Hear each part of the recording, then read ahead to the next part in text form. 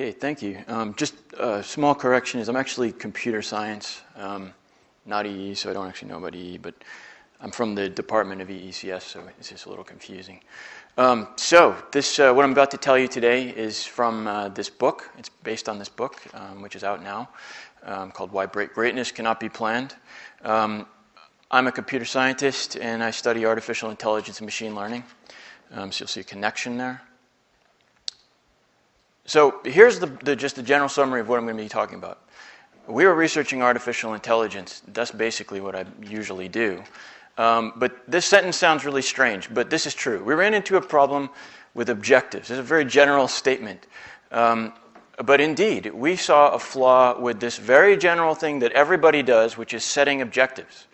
And therefore, the consequences of this discovery, which I'm going to show you, they extended way beyond just artificial intelligence to things like creativity, innovation, and collaboration.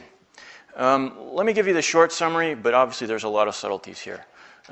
Setting an objective can block its own achievement.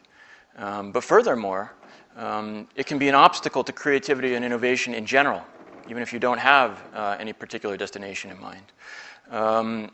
And without and this goes furthermore, it tells us that without protection of individual autonomy, collaboration can become dangerously objective, and I'm going to show you that as well. The reason that this is really relevant and that we decided to write a book is because so much of our society is driven by objectives. The gatekeepers are asking for objectives to justify almost any endeavor, including a lot of people here. And if there is some kind of flaw with objective thinking, then this should be really concerning to us, especially as it relates to creative and innovative endeavors. So here's what I'm going to do. I'm going to start with the artificial intelligence, and then I'm going to segue into the broad implications. So now this is going to seem like I'm going way off on another tangent. But if you just bear with me, you'll see how this connects in. And in fact, this was as surprising to me as it is to you that this has anything to do with a general statement about setting objectives. Because when we first launched this experiment called PickBreeder, we weren't trying to make any statements about setting objectives. This was an experiment with an entirely different motivation. But what we learned from it was really deep and really interesting and unexpected. So it's kind of serendipitous. So if you just bear with me, I'll kind of give you the sense of what this experiment was about and how it led to this realization. We put this website on the internet called PickBreeder to allow people to, no surprise, breed pictures. And that really just means like the way you might breed, horses or breed dogs. Like you have a population and you're breeding them. So like if you went to PickBreeder and you told it you want to start from scratch, you'd see an interface like the one you see in front of you right now. There's 15 images in front of you, and each one of those can be thought of as an individual in a population, like one of your horses. And I can breed them just like I might breed animals, but I'll just have a single parent just for simplicity in the example. So like I might say, well, this one of the 15 is kind of interesting.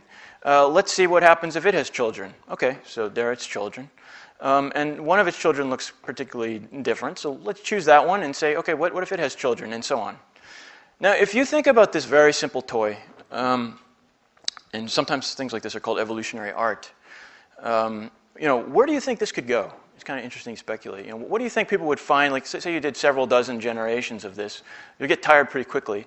But what kind of things do you think you could find?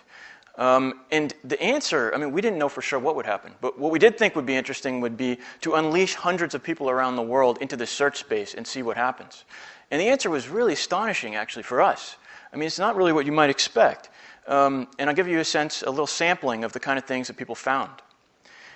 And this was a big surprise. First I should emphasize that this is not the work of artists. This is not retouched in any way. This is the result of breeding blobs, and this is some of the things that the users were able to find. You can see some remarkable resemblance to kind of everyday things, like there's a skull and a butterfly, and this seems to be Jupiter with its red spot there. And so actually the story of why and how this became possible is really interesting in its own right.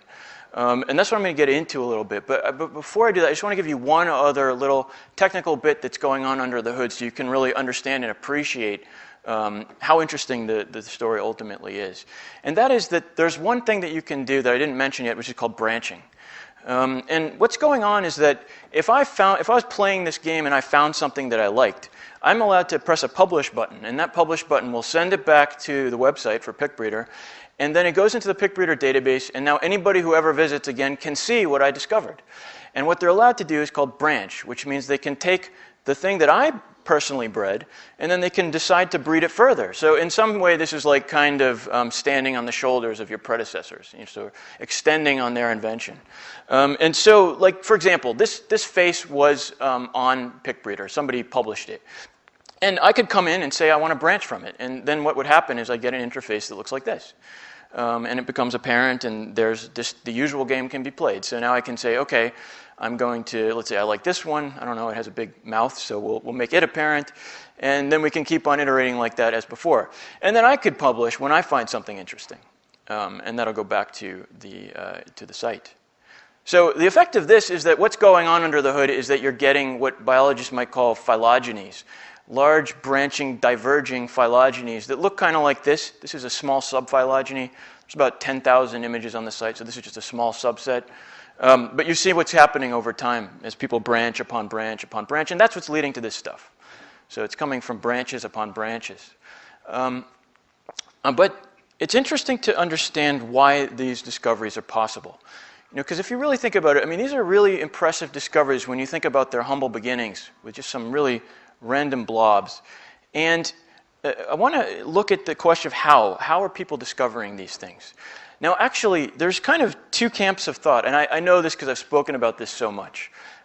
One view is sort of like compatible with what I've been saying, which is, yeah, I'm really impressed. Like, explain to me how this is happening. I don't really understand how this could be possible. But there's another view I want to address, which I'm sure some of you hold, which is, now hold on a second. You're telling me I should be impressed here, but I'm not really sure I should be impressed.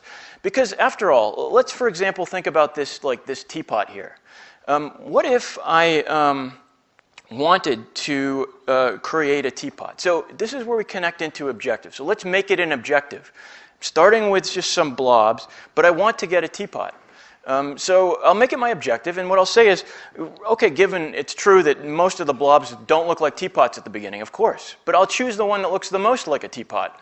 And then in the next generation, I'll choose the one that looks the most like a teapot. So basically, I'm measuring my choices against my objective. I'm making incremental improvements measured against the objective. Won't I eventually, inevitably get what I want? My objective? So in that sense, why should I be impressed here? Isn't this all just inevitable, what you would expect?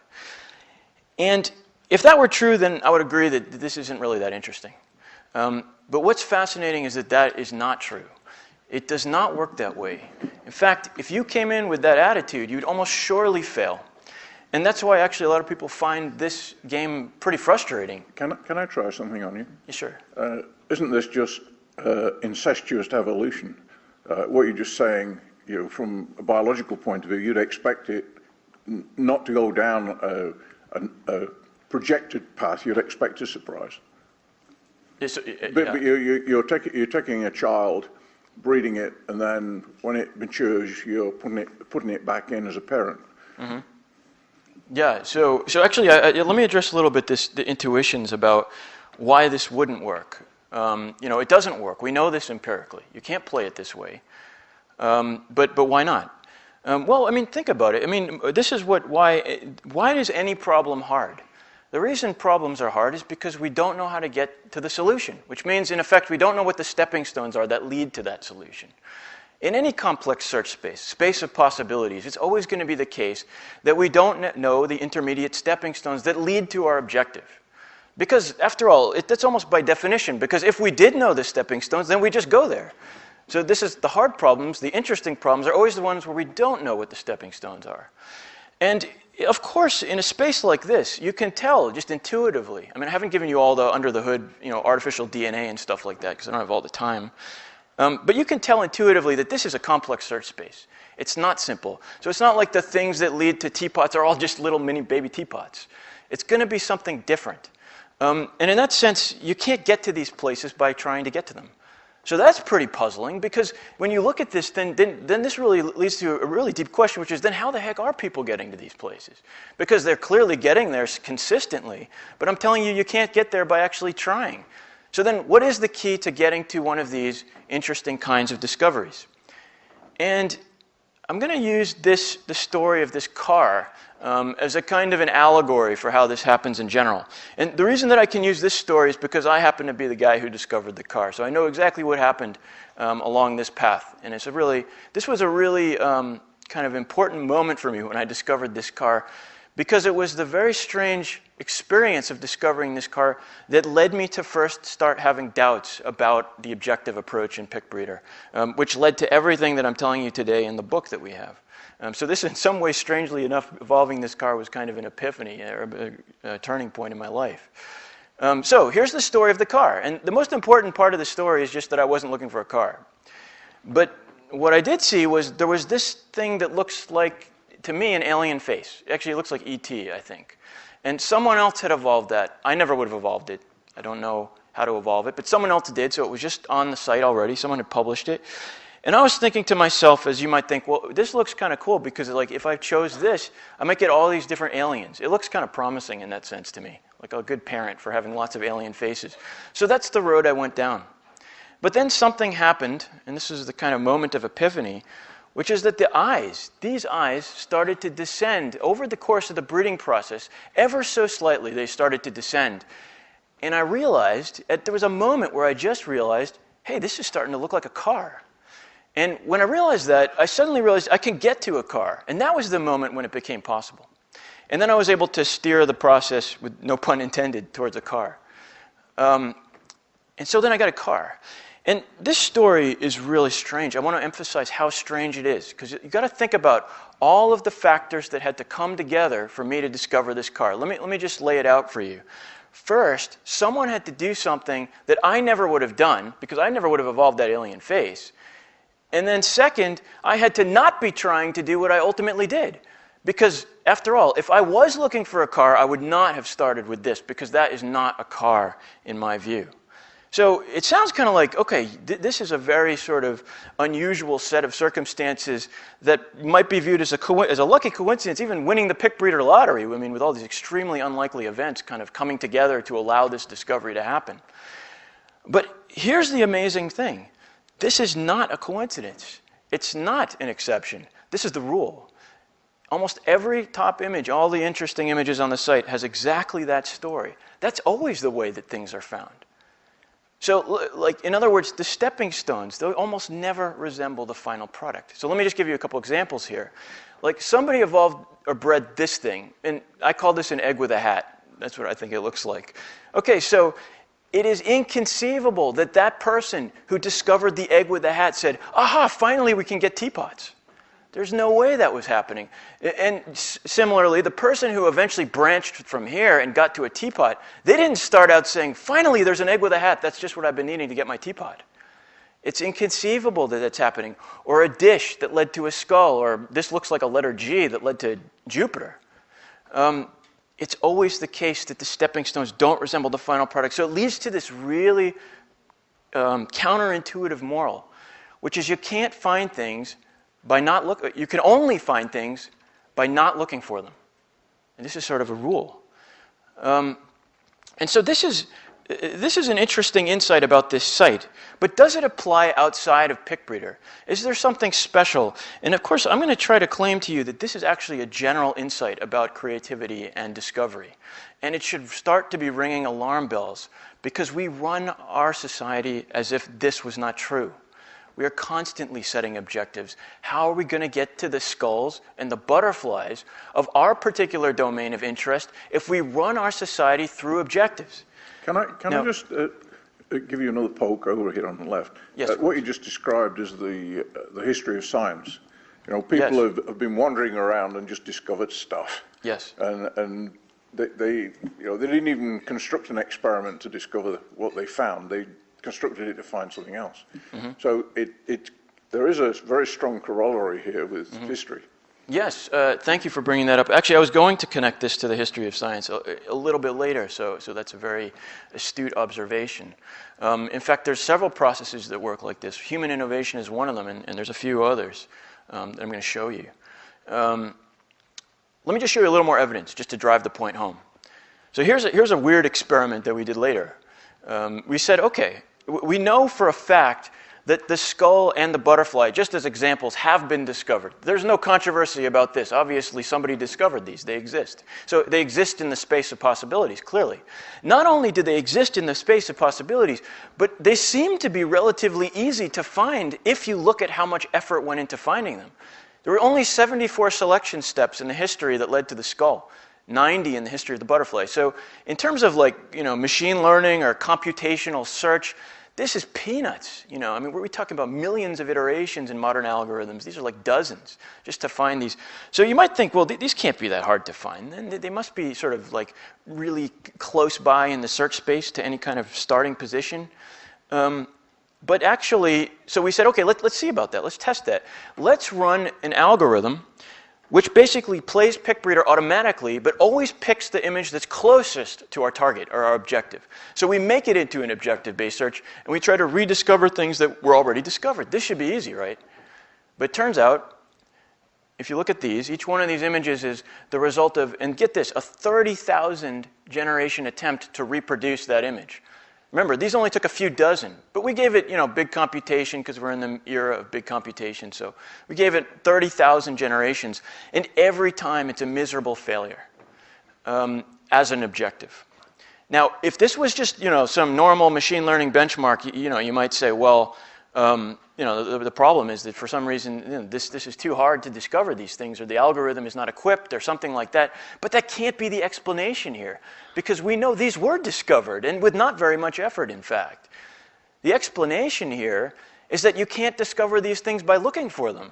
They can only be discovered by not looking for them. Why would that be? Well, it goes back to this notion of deception. Deception is sort of a notion in search. When people talk about search and optimization, it's a pretty familiar notion. But what this is saying is that this idea of deception is far more pathological than it's often given credit. In other words, what deception means is that you can appear to be going down the wrong path, but you're actually exactly on the road you should be on, or vice versa. You can appear to be way off the road. You can appear to be on the correct road, but you could be running towards a dead end. People know these things as local optima. But it's so severe. I mean, look at this is why we can't get to the skull by trying. Because look, like this crescent was something we would throw away if you said, I want a skull. You said, well, this is not a skull. It's not anything related to a skull. Or this donut, that's not a skull. Every step along the way is deceptive. Now, it's often true that in hindsight we can make a connection. Like we can connect the eyes of the alien face to the wheels of the car. But going forward, there's almost no hope that that kind of very abstract or subtle connection can be made. And so deception is the reason that you can't find things by looking for them. So one thing we did, like in the world of artificial intelligence and machine learning, is we were thinking, these implications are kind of disturbing. Because like even in machine learning, like almost every experiment is run through what's called an objective function. Everything I've been taught was that you set an objective and then you sort of follow a gradient towards that objective. But the world of PickBreeder works exactly in the opposite way. You have to not be following the gradient of the objective. So he says, what if we actually just started to actually create algorithms that respect this principle, this non-objective principle? And we created an algorithm along those lines called Novelty Search. So what is going on in PickBreeder? One interpretation of it is that it's a collector. It's not a finder, it's a collector. Basically, it collects stepping stones. And the reason that that's powerful is because the more stepping stones you have, the more stepping stones you can get to. Now, if your next question is, but where are we trying to go, then you're missing the point. That is the point. We're not trying to go anywhere in particular. We're just trying to amplify our ability to get everywhere. And so we said, we can make algorithms like this. We don't have to have objectives driving algorithms. So we created an algorithm which basically just says, try to generate completely new behaviors, no objective in mind, and just proliferate all the jumping off points that you can. And there was a succession of interesting results that resulted from this algorithm called Novelty Search over the last few years, which all sort of showed the same thing, which is that in many domains, I'm not going to say all, but many, it is the case that you will get a better solution and find a solution faster by not trying to solve the problem. In other words, by just trying to generate novelty. And I'm just going to show you one example of this, just for illustration. And this is a biped walking domain. These bipeds were told, we wanted them to be able to walk. In the case on your left, which says fitness best, we will see the best product of traditional objective-based optimization. We said optimize the distance you can walk. And that was sort of given to the learning algorithm and said, come on, try to make the best walker you can. In the case on the right, we said, just generate novel behaviors, and if they're really novel, then explore them further and try to generate more novel behaviors. And what you can see is the best we got from that is far superior to the best we got from trying to optimize the behavior. So this counterintuitive principle raises its head again, but now in a very different domain from the domain of pictures. And that's sort of important because it shows you that this is a general principle. Yeah, I mean, and he had a bad night last night too. So you may say, whenever people see results like this, it's always they're scratching their head first. They say, this is kind of disturbing and counterintuitive, and there's got to be a flaw here. But what you have to remember, and it's always sort of the answer, is the problem is deception. The stepping stones to walking may not look like walking. What are you going to do then? You know, the thing is, like one stepping stone to walking is to learn the principle of oscillation. That's part of walking, right? And so what if you learn to oscillate, but you fall on your face? I mean, from an objective optimization standpoint, you've made absolutely zero progress towards maximizing the amount you've walked. And yet it could have been the fundamental discovery that leads to the principle for very robust walking. And this is why objective optimization will not be the best way to generate walking. So the implications seem to us profound. We started putting these things together. And I apologize, this sounds like something out of a fortune cookie. The path to success is through not trying to succeed. To achieve our highest goals, we must be willing to abandon them. Or, connecting to collaboration, it is in your interest that others do not follow the path that you think is right, like the person who bred that alien face before me, which I never would have done, because they will lead the stepping stones to your greatest discoveries, like when I discovered the car. And when we're looking at this, we're like, you know, wait a second. This is actually not about computer science. I could tell this to anybody. And this would be a deep conversation. In fact, like this is something that dawned on me over years because initially I was speaking about this a lot, as you can imagine, at like AI-related conferences or computer science conferences. And really in an algorithmic context, I'd be talking about these results. But more and more it dawned on me that people really wanted to talk about this stuff in like a human perspective. They're saying, what does this mean in general, you know, for objective-driven discovery? You know, when you send a proposal over to the National Science Foundation and you say, here's my project and here's my objective, what is that doing to the way that the process of discovery works in general across all of science? The fact that we tend to guard our gates with objectives. You don't have an objective, so how can we give you any funding? I mean, what are you trying to do? It's completely unprincipled.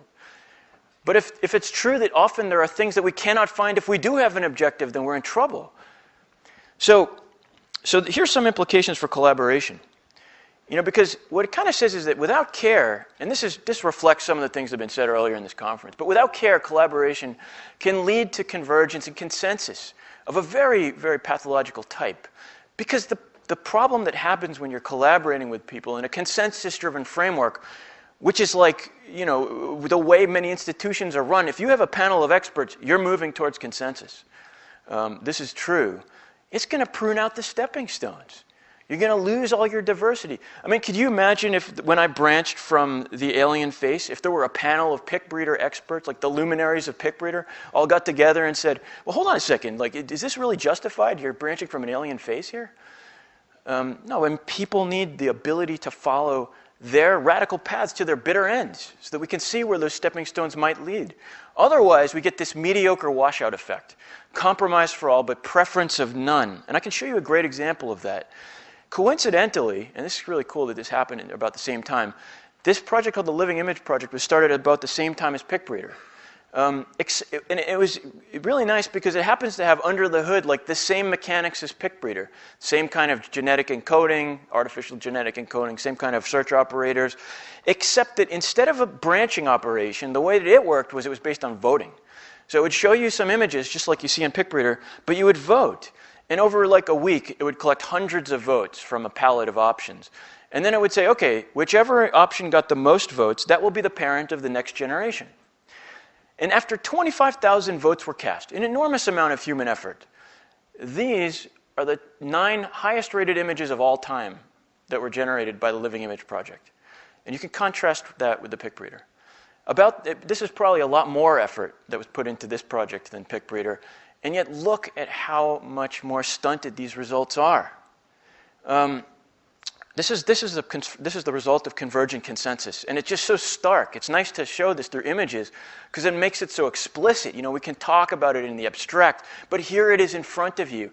Is this the world that you want to create or live in? And you know, this is the world that this is just again to reiterate this point. This is how science is basically driven. You know, we base science funding decisions on convergent consensus. What is it doing? What would the world look like if we were doing things this way? So on your left here, back left. Yeah. This is really exciting, and you know, I'm shocked also. But there's a meta point here which I find also interesting, and maybe you might want to comment on. Maybe a meta point that might be right or might be not. You didn't set out to discover this. No. Right. No, we did not. So the meta point is that this was discovered by not setting out to discover it. Yeah, that is a great point. I mean, actually, to actually elaborate on that a little bit, just to make it even more ironic, I actually proposed Pick Breeder to the National Science Foundation before we'd made it, and it was severely rejected. And the explanation from the summary of the panel's feelings was that it's entirely unclear what your objective is here. No, it's not clear what you're trying to accomplish. They said nothing good will come of this. And again, this happened before any of this theory had arisen. So the trouble is, NSF is peer-reviewed. It's a group. It's consensus. Yes, it's exactly convergent consensus. Yes, yeah. I mean, this is my revenge. Right, immediately next to Len. Yeah. Yeah. So if I were to think about this mathematically, I might think that if I were in the area of the local maximum that I'm interested in, I want to use the gradient method. But if I'm anywhere farther away from it, there are going to be lots of local maxima, and I'm going to approach the maximum I want only by using a genetic algorithm, right? The gradient approach won't get me there. Yeah, so I mean, I think the spirit of that is correct. I would agree, except that it's not that it's a genetic algorithm. I mean, because a genetic algorithm can be run objectively, and in fact, in the world of genetic algorithms, even they are usually objectively driven. Like you give it something we call a fitness function, and then that is basically a measure of how far you are from your objective, and that's the score we give an individual. So there's like really, before novelty search, there's very few search techniques that existed that sort of captured the spirit of this intuition. But in reality, we can sort of apply this intuition to almost any technique, including a genetic algorithm, because we can just reward something other than objective performance, like novelty. Or like in Pick Breeder, I'd argue what's being rewarded is what we'd call interestingness, but that's very hard to formalize. I just wanted to highlight here that one of the lessons here is how essential it is to protect individual autonomy in creative endeavors. I'm obviously not saying that this applies to everything. Like, I'd be a kook if I got up here and told you drop all your objectives. You know, no objectives anymore in corporate America. That would be crazy. But when you're trying to foster innovation, it's in those pockets where this becomes a really dangerous problem. And in those places, this shows you very starkly why it's so important to protect individual autonomy. Because the reason we're getting to these places is because people, once they branch, are completely isolated from everyone else. No one can interfere with me while I'm on my branch. I go wherever that may lead me. And that's why we get to see all of these radical stepping stones accumulating. If we didn't do that, we live in a world like this.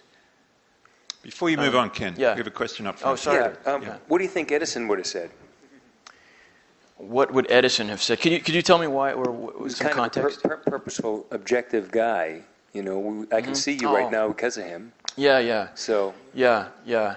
So I think, you know, there are a lot of people who have set out and done something amazing. I mean, Edison's an example. Who you may think are counterexamples, or maybe they even somewhat, you know, relieve the anxiety I'm giving you and say, this guy's exaggerating how bad the situation is here, because look at all these achievers.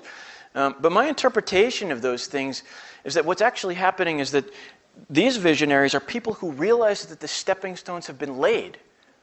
It's not that they see several stepping stones into the future like some omnipotent visionary and can see the path. It's that they realize that we're just one stepping stone away because of things that were done by their predecessors. So, you know, things like it took vacuum tubes to build the first computer. But the people who were designing vacuum tubes were not thinking about computers. If you had told those people that they need to work on making a computer, like go back, to the 1800s and say, you're wasting time with vacuum tubes, build a computer, this is a much cooler idea. We would have no vacuum tubes and no computers because they were working on the very stepping stone that we needed. But there was a time where the vacuum tubes were available and the stepping stones had been created. And so that created that possibility, and someone was standing on that stepping stone at that time and realized it's just a little bit of a step from there to computation. And so I think, the issue is that somebody like Edison is looking at what has been created in the immediate past and seeing that possibility has been created that's just a stepping stone away that we didn't realize before. All of a sudden, we've got a bunch of questions, so let's try to get through them all. Mark. Okay. So that was a just breathtakingly brilliant presentation. Thank you.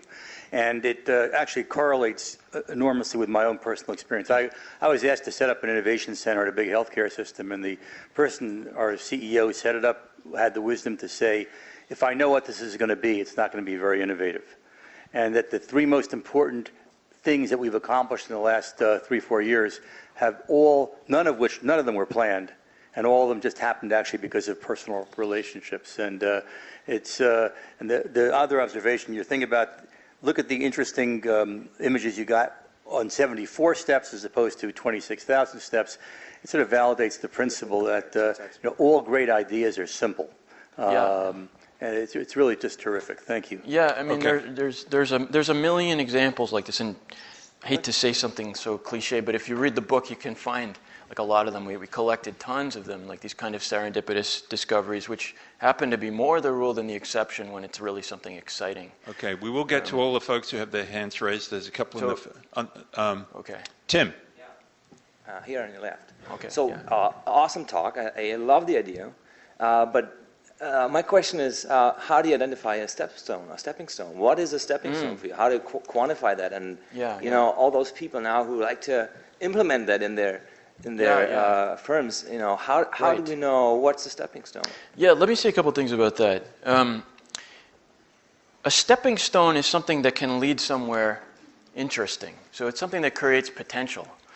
And I think that we have become afraid to acknowledge that those with expertise have the ability to identify things that are interesting. The way we think about it is that we need to subject you to some kind of accountability and assessment to make sure that you're not wrong if we go down this path. So we need some kind of objective metric to say, are you moving in the right direction? But the problem is that the stepping stones are the things that we recognize not because they are objectively superior, but because they have some kind of intrinsic potential. And that intrinsic potential is very difficult to formalize, but we see that humans are particularly good at identifying it. So in PickBreeder, the people who are finding the interesting images are playing exactly that game. They see something that they think is interesting, like the egg with the hat, and they publish that because they think it has potential, it's interesting, it's going to lead to other interesting things. We can't exactly say where it's going to lead. And we can see this across, I think, many domains, where experts often have these kinds of intuitions. Novelty Search, which is this algorithm we created to try to capture this idea, it just says novelty is the proxy. So novelty is like a proxy for interestingness. If you can generate something that's genuinely novel, then that probably will lead to more things that are novel as a stepping stone. But it's not the be-all and end-all of what identifies a good stepping stone. What identifies a good stepping stone is ultimately something subjective, and that's why we have so much discomfort with it, and that's why we tend to align our institutions away from that, because we don't like subjectivity. But we're going to have to accept subjectivity if we're going to embrace this principle, or the objective paradox. Okay, Eric? Wonderful talk, Ken. A couple of maybe they're questions and observations. I have always wondered why it is that the most creative artists seem to be the most mentally deranged. And you may have helped illuminate that. Right. Also an observation that meshes with comments that were made earlier about science. The most profound discoveries in science are often made by outsiders. The fellow who came up with the tectonic theory of the way geology works was a complete outsider. He was an amateur and was roundly derided by the experts. Yeah. But he was able to, well, perhaps step on stepping stones and build to the next stage in a way that the experts couldn't. Finally, moving perhaps a little more darkly, I've always wondered why committees are so awful, and I think you've illuminated why here. Great. I'm glad if I did that. I'm sorry, I can't see your badge, your name there, and actually I can't read it from this distance anyway. But you know who I'm pointing to. Yeah. Was there any structure at all to when people were posting their results of their branching? Was there any structure to that, or did everything just kind of filter into the same bulk database that just got randomized on? Oh, yeah. That's a good question. So, like the real mechanics of how that site is working. Actually, the site is arranged to make it easy for you to kind of browse through different images that have been published. So it's not just some giant bulk thing with thousands of images. Like there's a rating system, so you can give them stars, so you can get the top ranked ones. It ranks them by most branched, so you can have a different view where you can see what do people prefer to branch from. There's like random, where you can just get something random, or you can even search by a keyword, because people are allowed to label them. So I could say enter face into PickBreeder and get all the faces that have ever been bred. So there's a lot of ways to give people access. And I think that what that also shows is that a successful, innovative enterprise needs to give people really good access to all the potential stepping stones. That's kind of a lesson from this. It's like we tend to be very narrow about exposing people to stepping stones. Like if you expose your proposal to a very small panel of scientists or experts, then only they know about this potential stepping stone. But if there's one person out of 1,000 for whom that is the key to their whole life, they're never going to find out about it because they're not exposed. And so somehow, what PickBreeder shows is that there's a lot of value in exposing widely all of the ideas that are out there to as many people as possible, because you just need that one magic connection to go to the next stepping stone. Okay, I'm going to let Steve ask the last question. It's just really more of an observation, just that we've seen, we have two examples of this right here at this meeting, right? Joel started out doing one thing and stumbled upon something else that didn't fully succeed, but it was the thing worth pursuing. Slack famously started out as a game, and they built a tool, and the tool was Slack. Right, great example, yeah. All right. Can I conclude or say something? I was just going to say, we've enjoyed your talk too much. So much that I will give you a couple minutes to wrap it up. Okay, I need to think because I didn't get very far. But let me see. I think you all got. Well, you didn't really have here. An objective anyway. Yeah. Did you? So. Well, okay. Let me make this point. We see this kind of phenomenon in several processes. PickBreeder and Novelty Search are artificial, but they have no final objective. In other words, in aggregate, the people on PickBreeder, they're not searching for some ultimate image. That's why it works. Novelty Search isn't searching for some ultimate objective, and that's why it works. Natural evolution, there's no uber organism that the whole process was set out to finally discover. It's not us. That's why natural evolution is discovering all this stuff. If we were the objective, we wouldn't be here.